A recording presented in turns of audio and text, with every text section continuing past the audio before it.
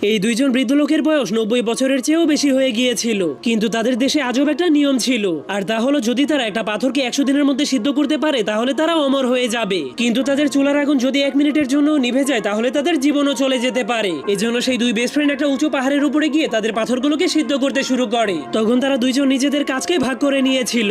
একজন সবসময় চুলাতে আগুন দিত এবং আরেকজন জঙ্গল থেকে কাঠ কেটে আনতো। এভাবেই ধীরে ধীরে 1 মাস কেটে যায়, কিন্তু সেখানে অনেক ঝড় বৃষ্টি হওয়া সত্ত্বেও তারা কখনোই আগুনকে নিভতে দিত না, যার ফলে এখন তাদের কাছে শুধুমাত্র 10 দিনই বাকি আছে। কিন্তু একদিন রাতে হলুদ কাপড়ওয়ালা লোকটা ধোয়ার মধ্যে দুইজন জাদুকরকে কথা বলতে দেখে। তখন সেই জাদুকরেরা বলছিল নীল কাপড়ওয়ালা লোকটা অমর হতে পারলেও হলুদ কাপড়ওয়ালা লোকটা কখনোই অমর হতে পারবে না। যা শোনার পর হলুদ কাপড়ওয়ালা লোকটা অনেক রেগে ভাবতে শুরু করে, পাথর তো আমিও সিদ্ধ করছি, কিন্তু শুধুমাত্র আমাকেই কেন মরতে হবে। এজন্য সে তার বন্ধুর উপর অনেক রেগে তার বন্ধুর সাইডের আগুনটাকে নিভিয়ে দিতে শুরু করে। কিন্তু তখনই ভয়ঙ্কর তুফানের কারণে যখনই ঘর ভেঙে সেই হলুদ লোকটার উপরে পড়তে যাবে, তখনই সেই নীল লোকটা এসে তার বন্ধুকে বাঁচিয়ে দেয়। এরপর তারা দেখতে